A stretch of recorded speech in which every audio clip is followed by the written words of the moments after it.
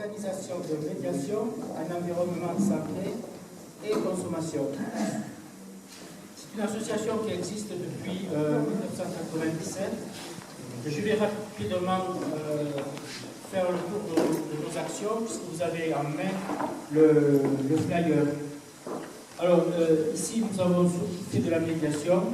Je vais passer très très vite. Nous avons fait de la médiation avec l'entreprise SBM Formulation, que nous avons connue en 2001, puisqu'ils nous avaient invités suite à la catastrophe d'AZF pour nous présenter un petit peu, premièrement, leur entreprise, la sécurité et tout ce qu'ils faisaient autour des normes ISO 9001 pour ceux qui connaissent, ISO 14001 pour tout ce qui est environnement.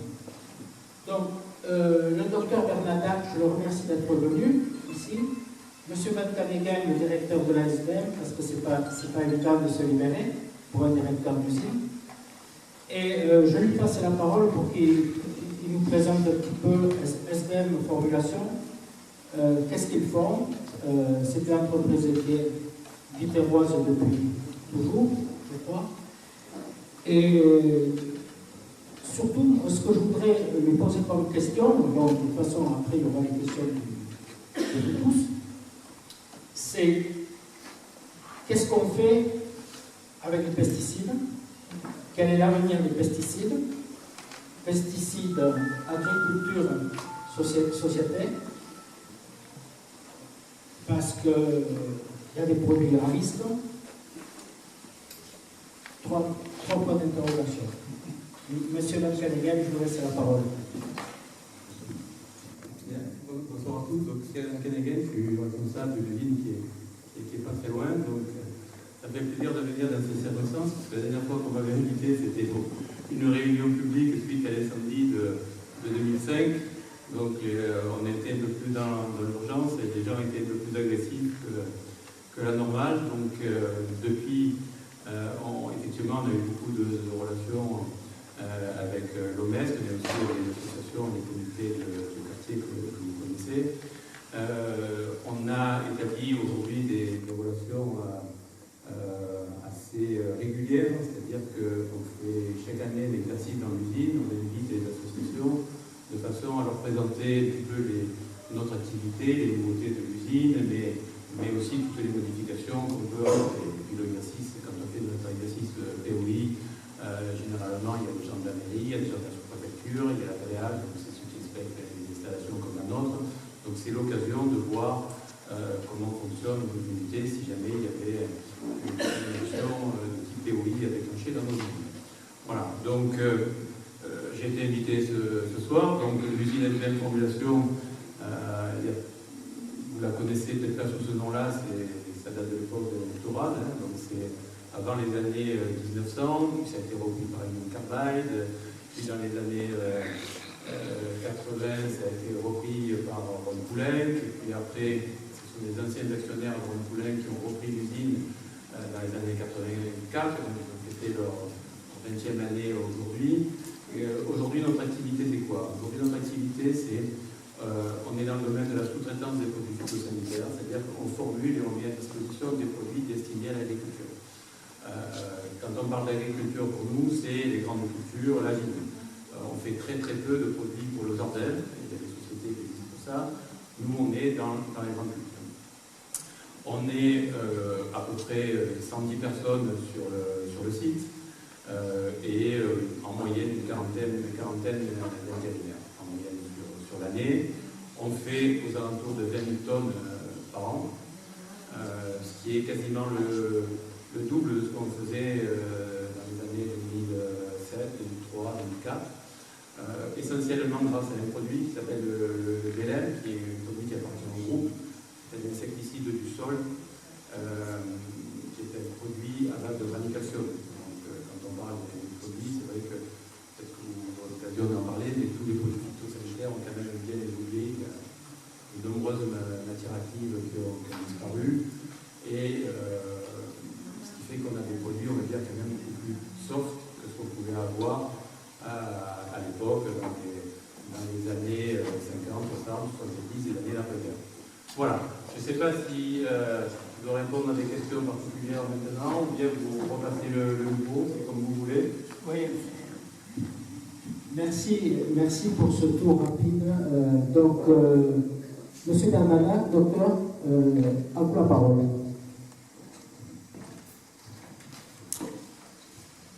Alors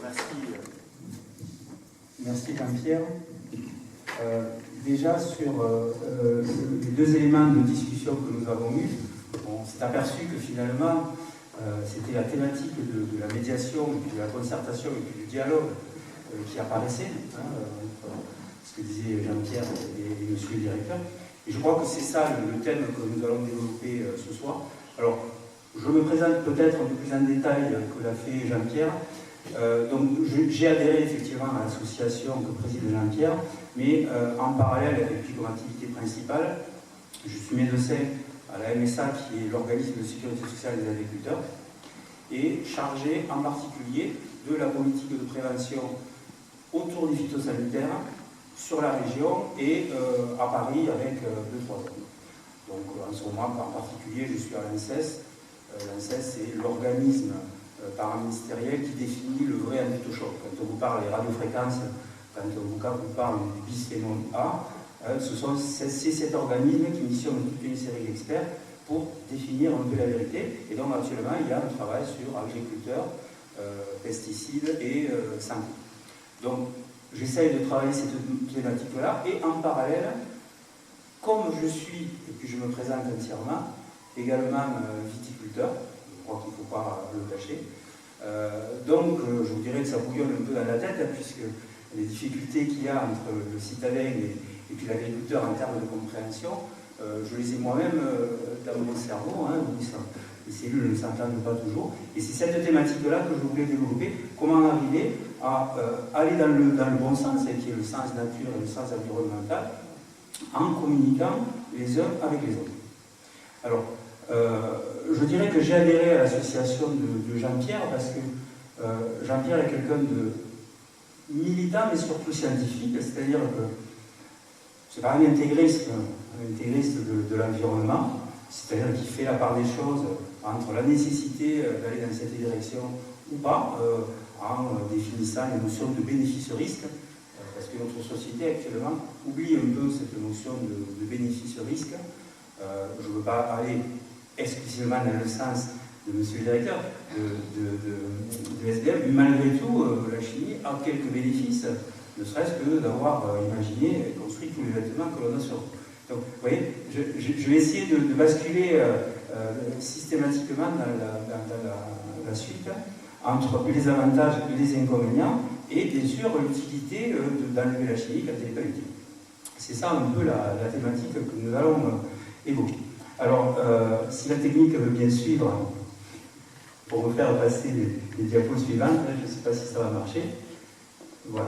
Alors, puisque malgré tout, il y aura la thématique de santé en transversal tout au long de mon débat, je fais comme je le fais d'habitude, être peut-être un peu caricatural, mais j'affiche les éléments de fond et les éléments de fait.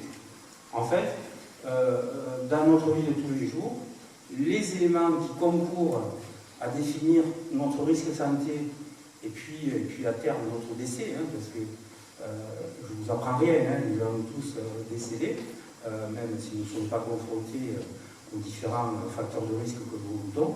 Donc les premiers éléments, et ça c'est un consensus général, le tabac c'est 30% de risque santé en termes de décès, l'alimentation, notre chère alimentation, le gâteau que j'ai mangé à midi, ou la charcuterie que j'ai mangé ce matin au petit déjeuner, participe en fait au bruit de fond de ma santé. Et donc, tout ça pour vous dire que les expositions professionnelles, donc ça c'est pour les travailleurs, représentent autour de 5%, il y a un consensus qui est entre 3 et 8% du risque cancer. Donc, c'est pas négligeable non plus.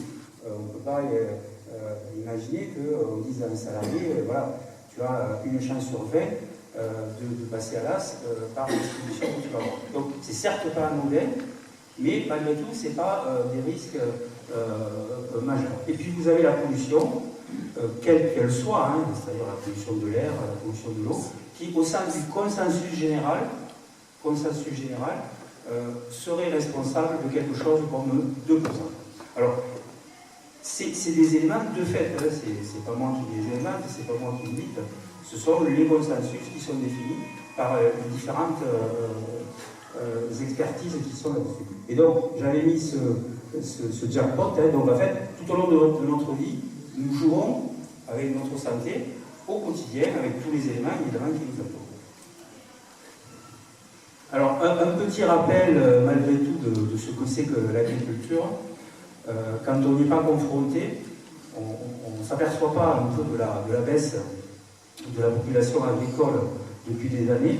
Alors, on comprend très bien qu'en 1800 ou avant, il n'y avait que des agriculteurs, quasiment. Hein, donc on est passé, je ne suis pas remonté au-delà, mais si on remonte donc à l'Égypte ancienne ou à la Gaule, il n'y avait quasiment que des agriculteurs. Hein, c'était le terroir qui faisait vivre la France. Donc, si on remonte à 1800, il y avait 65% d'agriculteurs, et progressivement et très régulièrement, avec une accentuation encore après la guerre, après la fin de la guerre, en 1945-50, on a eu une baisse assez importante des agriculteurs, pour arriver, et puis j'ai mis la fin de la courbe sur le graphique du bas, pour arriver actuellement en 2004 aux environs, parce qu'il y a une sorte de ligne étale, ça descend un peu moins actuellement, aux environs de 950 000 agriculteurs en France. Ce qui n'est pas beaucoup, 950 000 agriculteurs, conjoints compris. On exclut simplement les retraités et tous ceux qui sont dans le régime au sens de la retraite, qui sont eux effectivement bien plus nombreux, et c'est pour ça que le régime MSA bien sûr est déficitaire, parce que le régime MSA, Sécurité sociale, règle les retraites pour énormément de retraités, dont les fils sont passés au régime général de l'industrie. Hein, donc ça, c'est une réalité. Alors après, on pourrait aller bien plus loin, hein, on s'aperçoit que avec un gradient sud-nord, au niveau de l'Europe, plus on descend dans le sud, plus les retraités de l'agriculture sont réintroduits dans le dispositif de production. Et au Portugal, par exemple, il y a quasiment la moitié de la production agricole qui est faite par des retraités. Des gens qui reprennent un peu de l'activité pour raison de difficultés financières. Ces pays-là sont en difficulté, le montrent un peu, mais il y a des pires. Alors, donc, il me semble utile d'abord de faire un constat sociétal, parce que la société, vous l'avez compris, on le vit au quotidien, elle est excessivement subjective. On perçoit les choses au travers de notre filtre personnel, qui n'est pas toujours un filtre factuel, parce que quelque part, les médias mettent un malin plaisir à nous travestir un peu la réalité, au profit un peu du spectaculaire, etc. Et donc, il faut à un moment donné se repositionner sur les films. Alors, donc, ce qui est certain, et puis vous êtes là pour en témoigner, c'est que la société a une aspiration principale, enfin, il y en a deux, mais c'est la même, hein, c'est la santé, la sienne, hein, des gens qui discutent, hein, qui réfléchissent, et la santé de l'environnement, qui n'est autre que la santé des générations futures. Donc en fait, la problématique santé est au cœur quasiment de toutes les préoccupations des gens sur cette terre, en tout cas des gens qui, au niveau de la pyramide de Maslow, c'est-à-dire la pyramide des besoins, ceux qui peuvent réfléchir à autre chose que le toit et la nourriture finalement, donc c'est leur préoccupation essentielle. Et donc en parallèle, ce qui est paradoxal, hein, c'est que dans notre société, la part du budget dédié à l'alimentation diminue énormément. Je n'ai pas retrouvé les chiffres, je ne les ai pas cherchés pour vous dire, mais c'est excessivement bas. Les loisirs, la télévision, le téléphone, souvent ça prend le pas sur l'alimentation. Donc on ne peut plus ou moins acheter des viandes de qualité, des fromages de qualité, etc., des produits de qualité, parce qu'on néglige un peu cette part alimentaire, parce que la consommation, les médias, les fabricants de produits, hein, nous poussent un peu à acheter le dernier truc à la mode. Et donc on a quand même cette problématique au sens sociétal, qui est que les gens ne consacrent plus d'argent à leur alimentation. Il y a même des projets gouvernementaux qui tendraient à faire de la communication, de la publicité, pour vanter les mérites des légumes tordus, par exemple. Vous savez, les légumes qui se défendent par eux-mêmes, et puis qui ont des formes bizarres, mais qui sont parfaitement saines, si ce n'est que l'esthétique n'est pas très jolie. Il faut savoir que la pomme, là, actuellement, qui se vend le plus, vous savez, hein, c'est la Pink Lady. Elle a construit ce concept de très jolie pomme, sauf qu'elle a, je vous dirai tout à l'heure, des indices de fréquence de traitement, pour en revenir à la chimie, 3 fois plus élevés, par exemple, que la vigne ici, chez nous, dans les Languedoc. Donc, ce sont des produits qui sont excessivement traités, mais qui sont jolis et qui sont donc achetés parce que leur beauté, entre guillemets, donne une image d'état naturel et d'état environnemental sain, ce qui n'est pas le cas. Et donc, ce qui apparaît, et c'est la diapositive suivante, c'est ce qu'on appelle les questions socialement vives. Nous sommes tous, en fait, traversés par des pensées qu'on nous impose, par la médiatisation, par nos craintes qui les créent.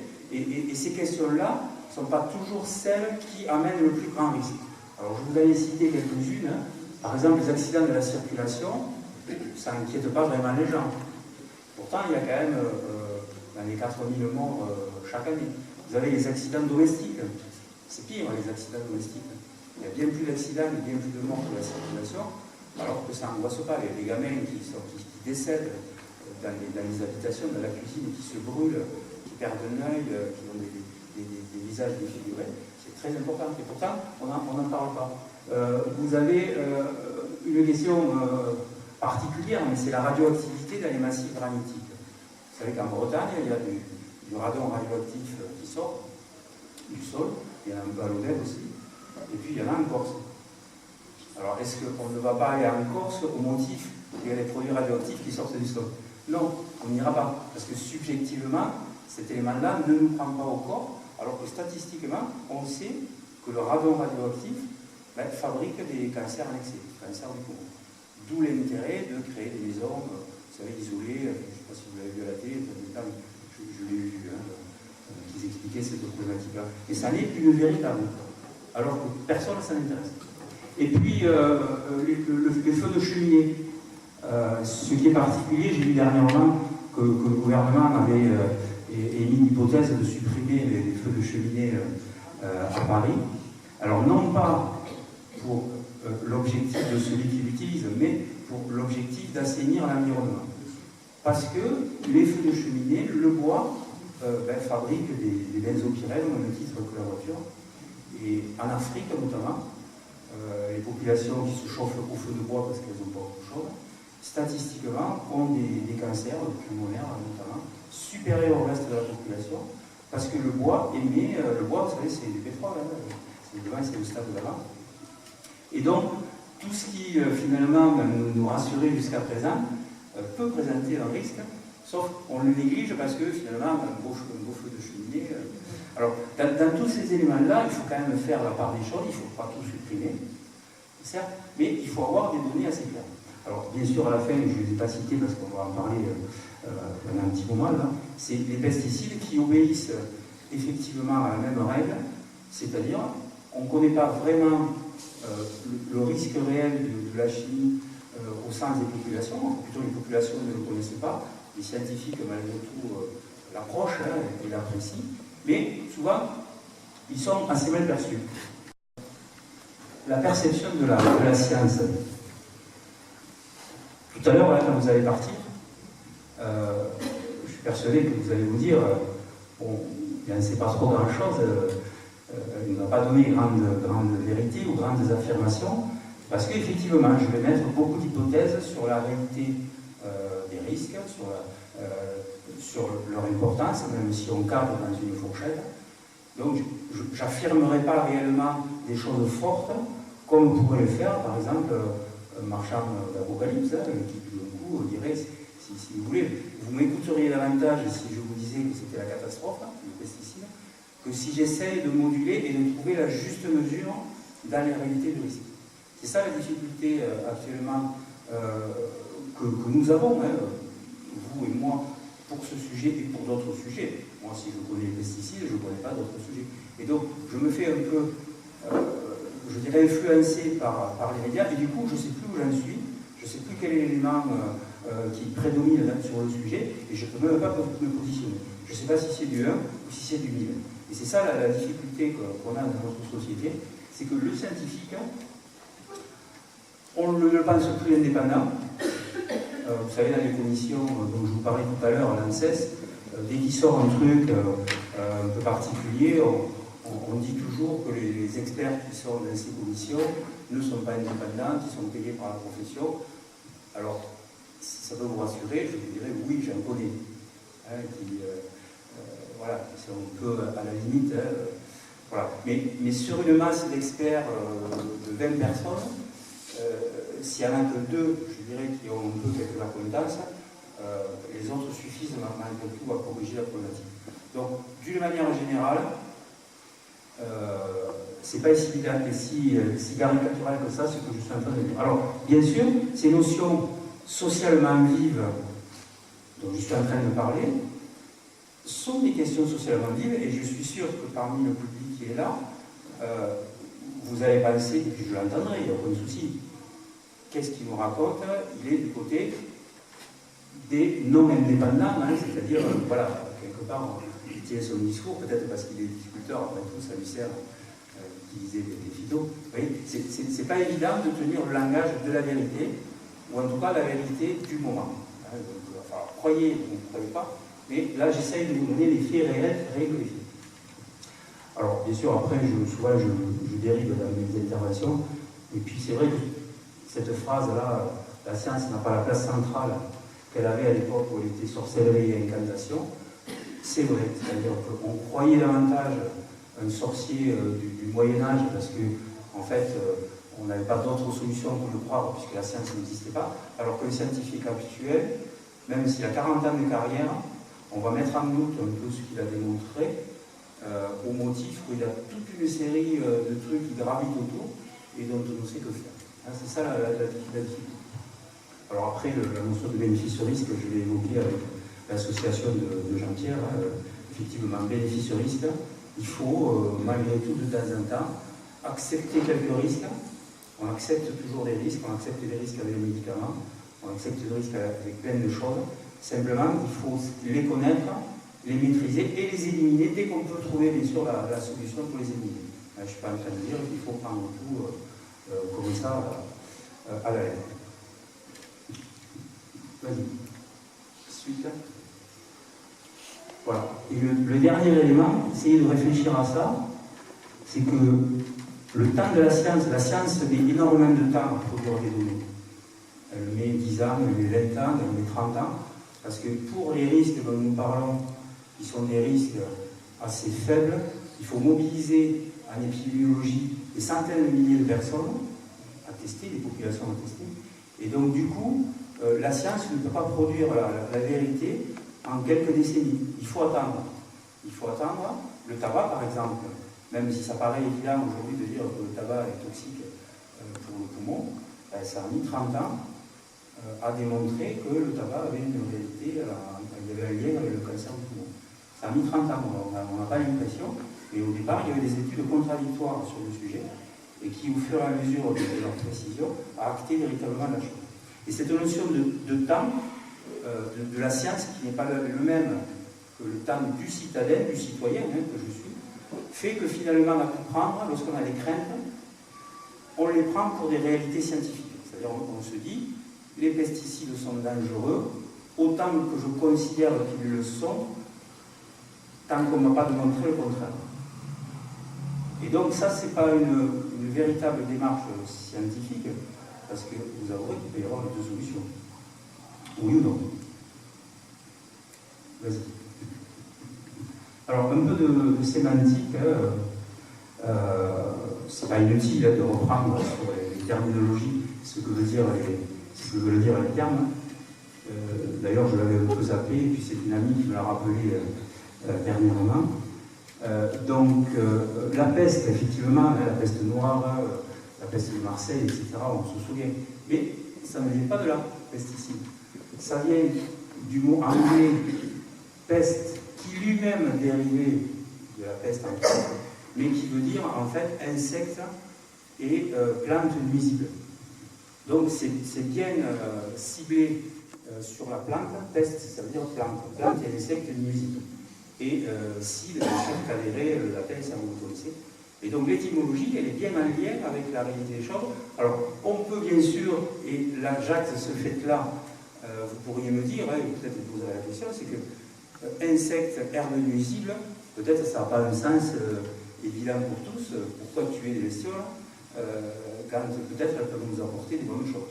Hein, ça, je suis d'accord avec vous, on peut réfléchir à ça.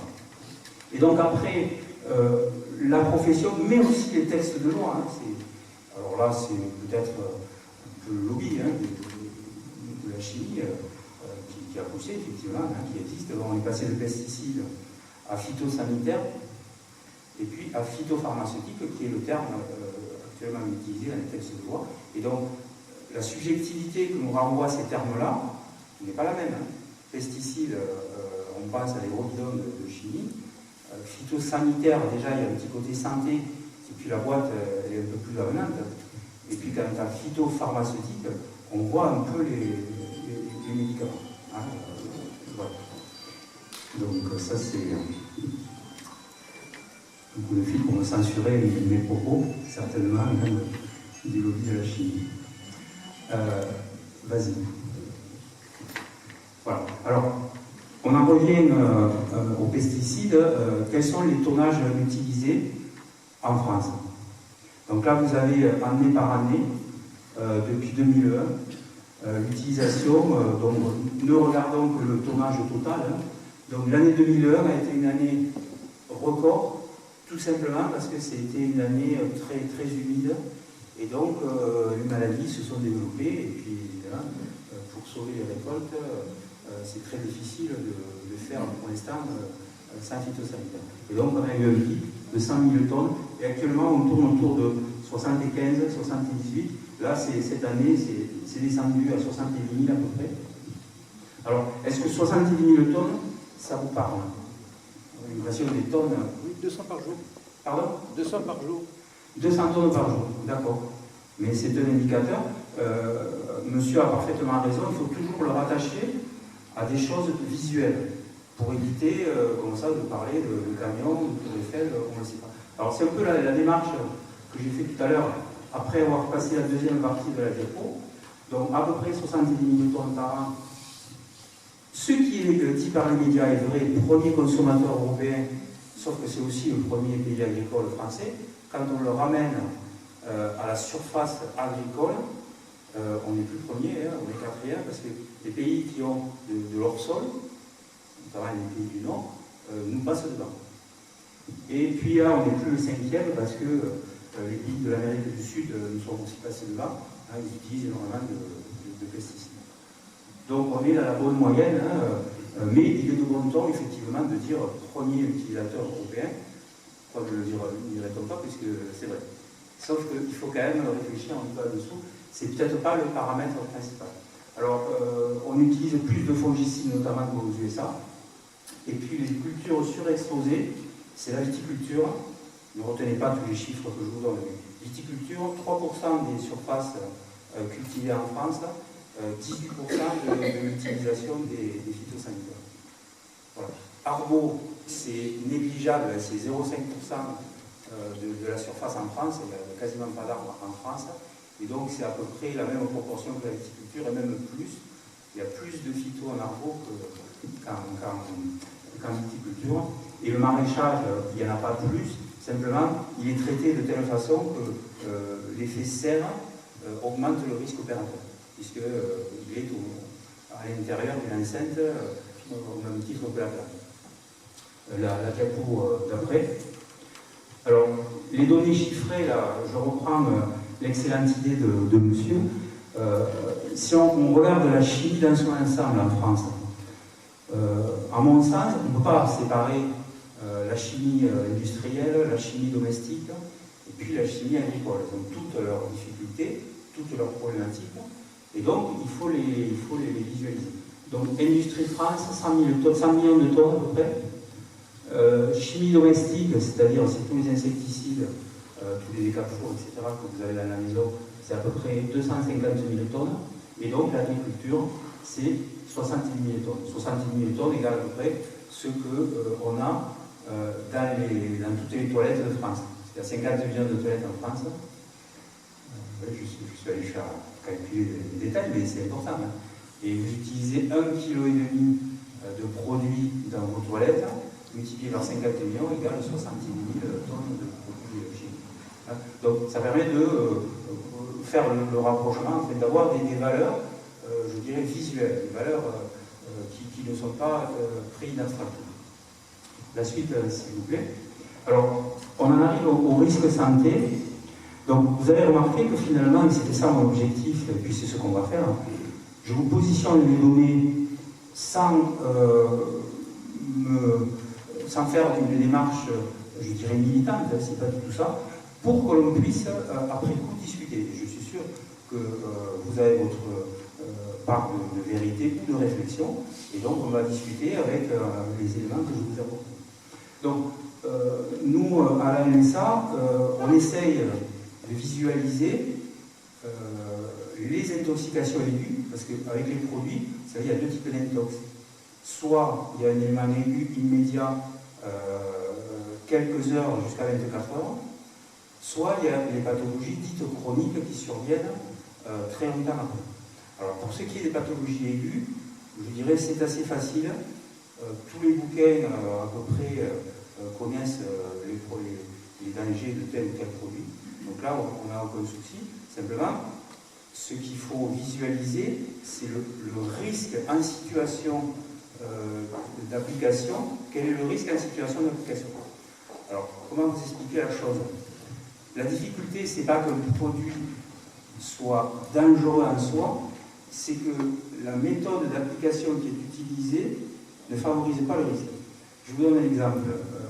La batterie, l'acide qui est du sulfurique, je crois, de votre batterie. C'est un truc super dangereux. Si vous mettez le nez dessus, si vous en tombez sur les yeux, sur la peau, vous êtes brûlé immédiatement. Donc le danger est majeur. Le danger est majeur. Donc il y a des phrases de risque, je ne rentre pas dans les détails, mais monstrueux. Sauf que l'application, la méthode qui a été utilisée pour le mettre en œuvre n'apporte aucun danger puisqu'il est calfeutré à l'intérieur de la batterie. Et il suffirait que tous les matins, les constructeurs automobiles demandent aux conducteurs de faire le plein de la batterie pour avoir 10 000 accidents tous les matins, parce que la mise en œuvre de l'acide sulfurique était possible en situation extrême. Et dans l'agriculture, je dirais, c'est autant la dangerosité du produit qui est en cause que la difficulté que les agriculteurs ont à la mettre en œuvre dans leur environnement particulier. Donc, je ne vais pas développer cette partie-là, mais il faut imaginer un agriculteur avec un bidon qui l'ouvre et qui essaye de faire au mieux pour éviter de s'en mettre sur lui. Ce qui n'est pas évident, c'est déjà pas évident dans un laboratoire de chimie, et c'est encore moins évident au niveau de l'opérateur. Et en fait, la problématique, c'est plutôt celle-là que la dangerosité réelle du produit. Alors, donc, je reviens à notre MSA.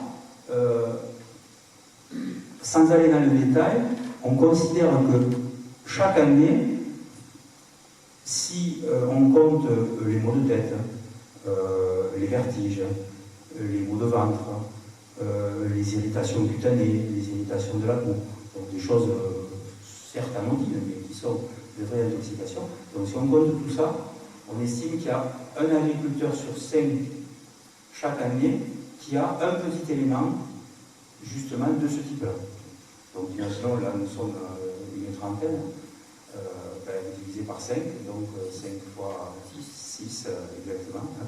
J'en avais perdu mes maths agricoles, 5 fois 6, 30, et donc voilà, il y a 6 agriculteurs là qui auraient une petite intoxication qui souvent serait passée inaperçue, parce que quand vous revenez de la vigne et que vous avez mal à la tête, c'est très difficile de le rattacher au phyto.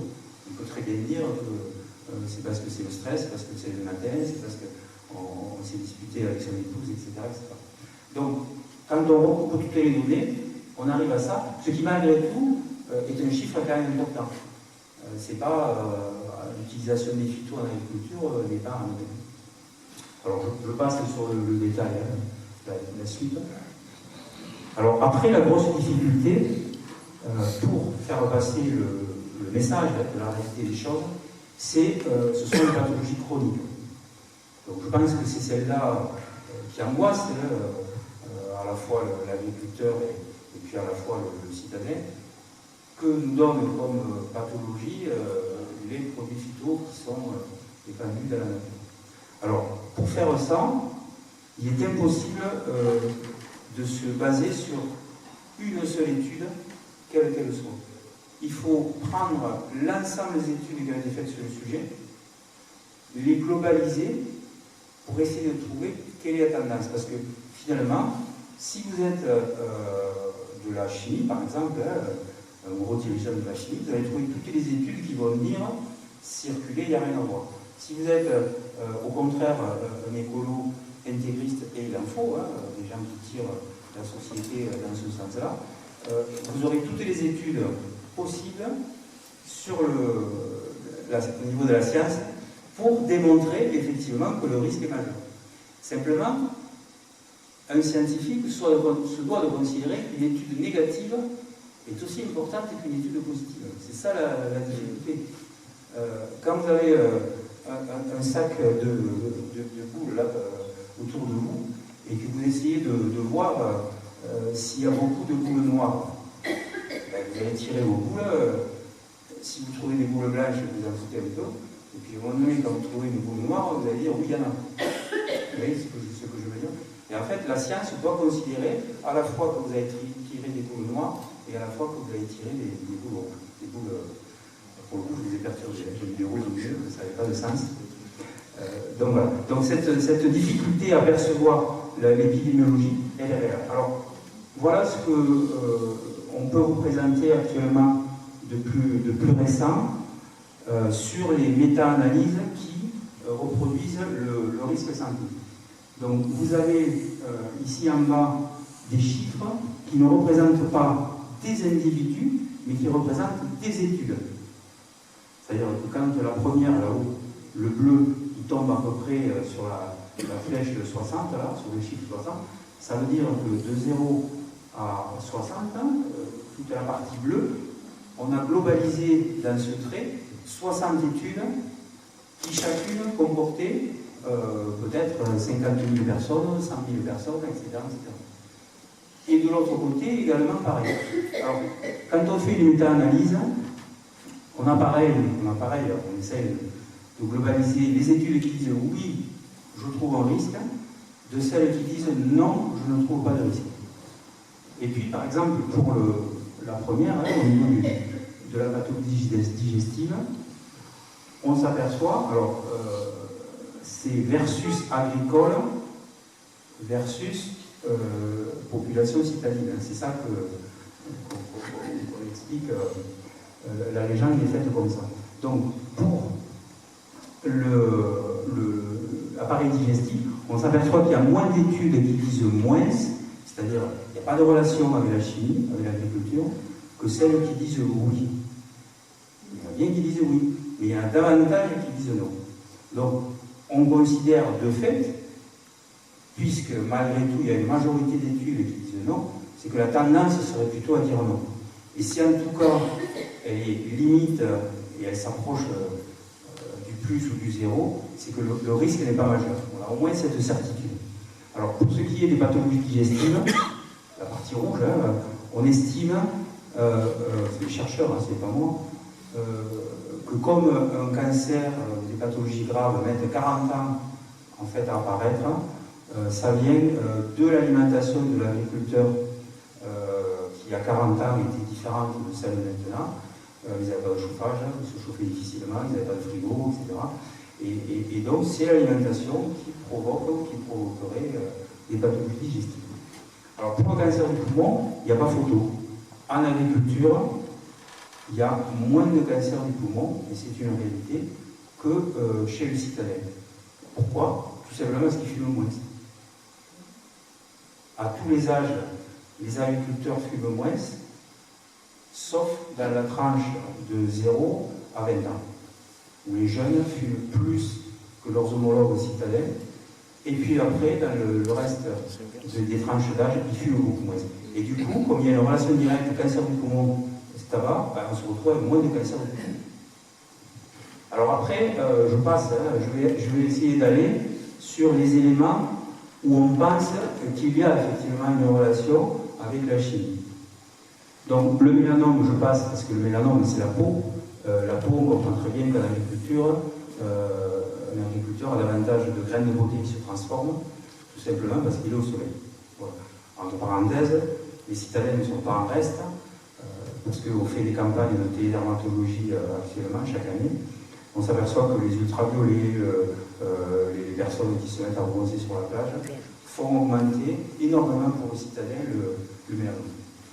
Donc après, on descend, tumeur cérébrale, effectivement, il y a une différence significative. Il y a bien plus d'études qui disent oui que celles qui disent non. Donc, on pense qu'effectivement, il y a une relation de cause à effet. Reste, bien sûr, à démontrer son importance. Parce que c'est pas parce que le rouge est important que le risque est majeur. C'est ça qui est très difficile à comprendre.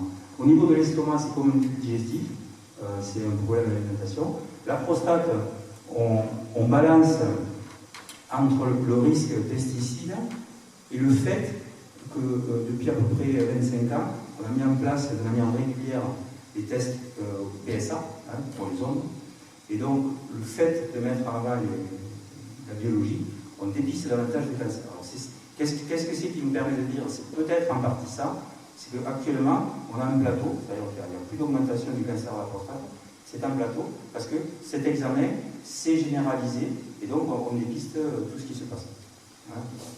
Et donc la dernière partie, hémato, où là on est quand même à peu près sûr qu'il y a une relation de cause à effet. Donc certains cancers, du type leucémie, au sens large, sont effectivement en relation avec des pesticides. Alors, ce sont les lymphomes malins non hodgkiniens, c'est une classe de leucémie, peu importe, mais effectivement, on sent qu'à ce niveau-là, il y a quand même une perturbation. Probablement la prostate, tumeur cérébrale, les tumeurs donc sanguines, les leucémies. Et on y ajoute les tumeurs, plutôt les pathologies neurodégénératives, c'est-à-dire tout ce qui touche au nerf, le Parkinson, etc., qu'on va voir juste derrière. Vas-y. Alors, est-ce que vous avez entendu parler de Parkinson, qui est le premier tableau de maladie professionnelle qui a été mis en place dans l'agriculture? Vous avez entendu parler ou pas? Donc, le Parkinson, vous savez ce que c'est? Oui. C'est une maladie neurodégénérative, c'est-à-dire qu'il y a une destruction progressive des nerfs, de la conduction nerveuse, et puis vous avez les gens qui tremblent, comme tu le disais, puis qui se paralysent, et puis c'est une maladie assez grave. Vous avez aussi la sclérose latérale amyotrophique, qui est encore plus embêtante, où le diagnostic est de l'ordre de l'an, un an et demi. Donc c'est des maladies neurodégénératives. Alors, quid de la relation chimie agricole et Parkinson? Eh bien, personne n'a pas réussi, les scientifiques n'ont pas réussi à se mettre d'accord sur un consensus, parce qu'on n'est pas sûr qu'il y ait une relation. Mais malgré tout, la société a dit, puisque le tableau de maladie professionnelle, c'est un consensus sociétal, a dit, peu importe si la réalité de la relation n'a pas été démontrée, on va considérer qu'on le prend, tout simplement parce qu'il y a très peu de cas de Parkinson en France. Et donc c'est un peu, comment dire, on a donné raison à ceux qui voulaient que l'écologie prédomine sur la santé, et après tout, moi j'ai rien à dire là-dessus. Si les pouvoirs publics ont estimé qu'il fallait que ce tableau soit créé, tant mieux. C'est pas aux scientifiques à définir la chose. Alors, simplement, les scientifiques, après, calculent qu'est-ce que ça représente comme type de pathologie. La diapo suivante. Alors, un petit peu des maths, vous dites, maladie de Parkinson, c'est monstrueux, c'est les cohortes romaines de morts qui sont là, etc. Alors qu'en réalité, la maladie de Parkinson, c'est 1 cas sur 10 000 personnes en France. Donc, au niveau national, c'est 6 000 cas par an, toute population confondue. Si je calcule ce même chiffre sur les 500 000 agriculteurs exposés, c'est à peu près 500 000 agriculteurs exposés. Donc, déjà, ça me fait 50 personnes. Mais 50 personnes qui seraient parkinsoniens, même s'ils n'avaient pas utilisé des pesticides. Tout simplement parce qu'ils habitent en France. Et si on ajoute le surcoût, le surrisque calculé par les études, qui est de 1,36, il suffit de multiplier 50 par 1,36 et on a 17. Donc, en agriculture, on a chaque année 17 cas de Parkinson dont on n'a pas d'explication naturelle. Et donc, on en est à l'étape où on essaye de voir si c'est la chimie, pesticides, si c'est l'essence, le benzène, parce que vous savez que dans l'essence qu'on met à la pompe pour les gens qui sont l'essence, il y a à l'intérieur entre 3 et 5% de benzène. Le fait de virer le plomb, on a été obligé d'augmenter un peu la teneur en benzène, et le benzène, c'est un cancérigène monstrueux. Quand vous respirez l'essence de la voiture, c'est pire que si vous étiez pendant 8 heures de temps à la vie. Et donc, ce 17 cas, ben on cherche. Alors, on pense, comme c'est plus important chez les éleveurs, on se dit c'est peut-être les virus de l'élevage. Il y a une autre hypothèse un peu farfelue qui est que de dire que le Parkinson apparaît moins souvent chez les fumeurs, et comme les agriculteurs ne fument pas, il peut y en avoir un peu plus. Donc oui, la science, quand on essaye de la définir jusqu'au fond, on se retrouve quand même avec des difficultés d'interprétation, ce qui ne veut pas dire, bien sûr, qu'on ne cherche pas. Actuellement, on essaye de réfléchir pour savoir si ça ne serait pas le mancozeb. Le mancozeb étant un des intrants engrais. L'engrais, c'est aussi un risque chimique. Voilà. Donc on essaye de réfléchir si ça ne serait pas ça. Bon, diapo suivante. Alors, on a une grande cohorte. Donc, la MSA, on ne reste pas inactif. Hein, on a pris tous ces départements-là. On a recensé 180 000 personnes qu'on a inclus dans un dispositif de suivi. Et donc, ça fait 5 ans, 7 ans maintenant que ça fonctionne. Et on essaye en direct d'analyser ce qu'ils utilisent et d'analyser leur pathologie. Et donc, bon, on a déjà les premiers résultats qui confirment ce que je disais tout à l'heure, hein, c'est-à-dire les 3 tumeurs a priori reconnues comme étant en lien avec les phytos, hein, c'est-à-dire voilà, la prostate, les tumeurs sanguines et le cerveau. Et si on ajoute une 4e qui est apparue, c'est le cancer du sein chez l'homme. Il y a un petit surcoût. En fait, on attendait 7 cas, il y en a 9. C'est pas beaucoup, hein. Mais il y a un petit surcoût de cancer. Alors, on sait qu'il y a des phytosanitaires qui sont, je dirais, des hormones-like, hein, vous savez, on en parle actuellement, qui miment les hormones de l'organisme. Et donc, certains travaillent sur cette thématique-là. Donc, voilà. Alors, pour lancer le débat, j'avais fait une réflexion et puis une étude à partir d'un questionnaire au CIMA à Paris. CIMA, c'est le Salon international de la machine agricole. Vous avez les vaches en bas, et en haut, c'est à Villepinte, les tracteurs, etc. Et donc, j'avais sondé les agriculteurs et les citadins pour savoir ce que le premier pensait de lui et ce que le deuxième pensait de l'autre. Et donc, j'ai fait une synthèse, hein, je ne vais pas détailler l'ensemble des questions, mais comment se perçoit le paysan? J'espère que je ne fâcherai pas les paysans qui sont là, hein, comme j'en suis un. Donc, le paysan, quelque part, il est fier de son métier, mais comme d'autres sont fiers du leur, hein, le plombier, l'électricien, etc. Mais il y a quand même une fierté qui apparaît dans sa façon de se présenter. Il se pense un peu valeur référente parce qu'il est le gardien de la nature, il le sait. Et donc il se dit, malgré tout, je dois servir à quelque chose.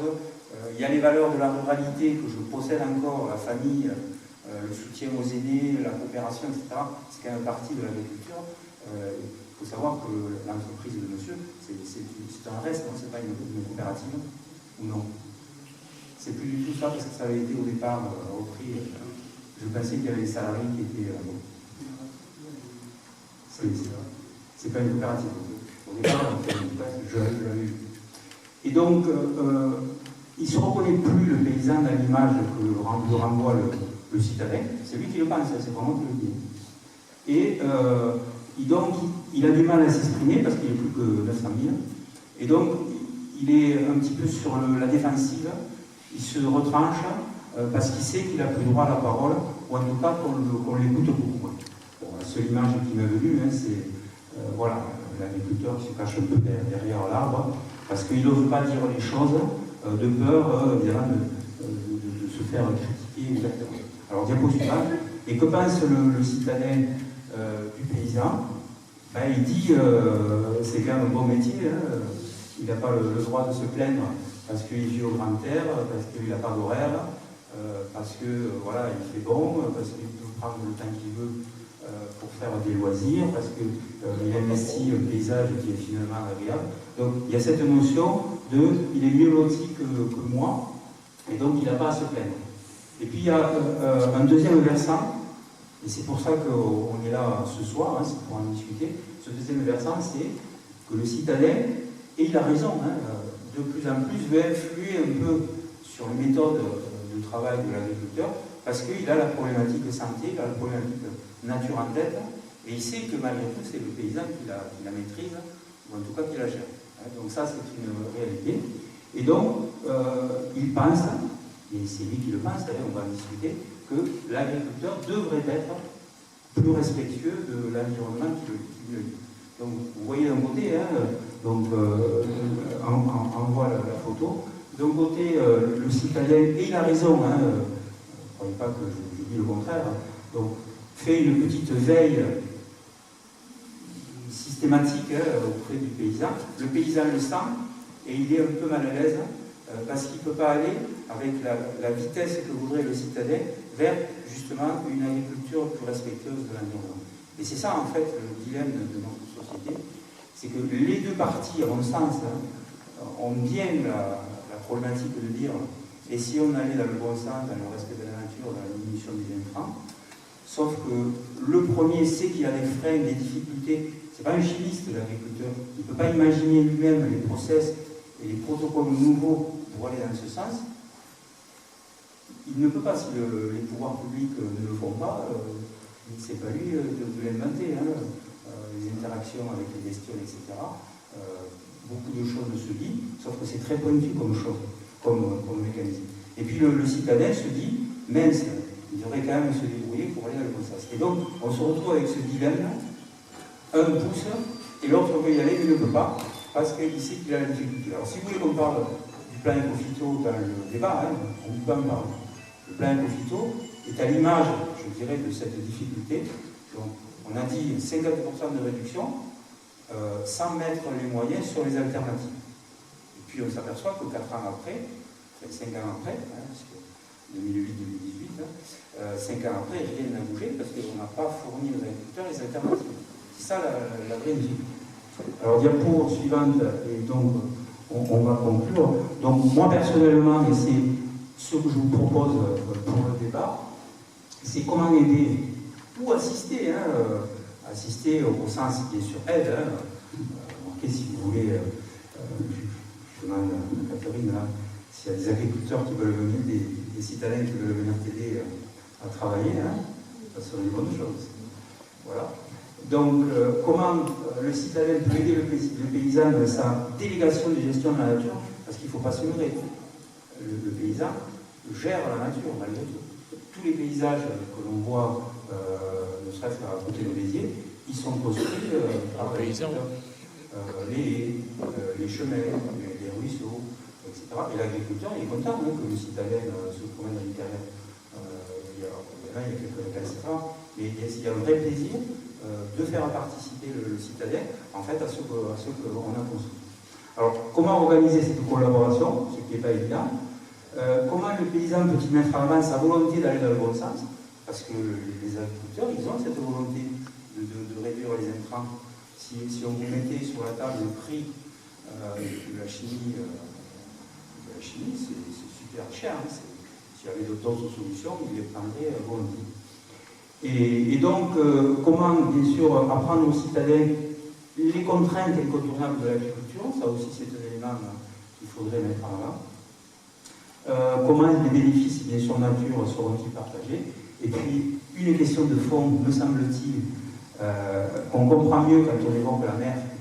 Vous savez, quand je vois des chalutiers tirer sur les fonds marins, je me dis quand même, ils prennent des poissons qui n'en partiront peu.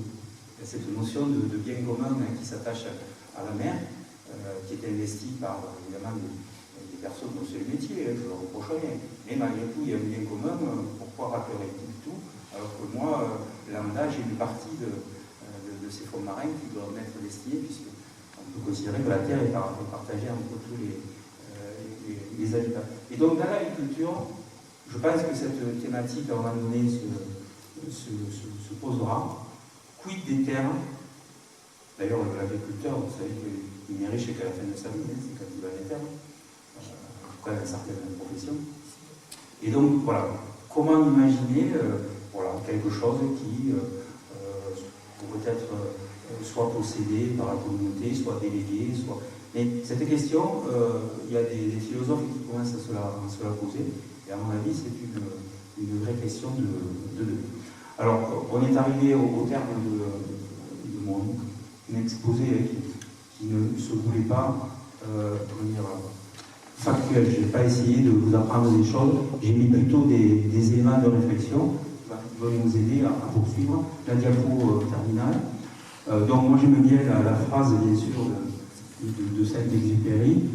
Nous n'héritons pas de la terre de nos ancêtres, mais nous l'empruntons à nos enfants. En fait, c'est ce qu'on doit faire tous. Hein.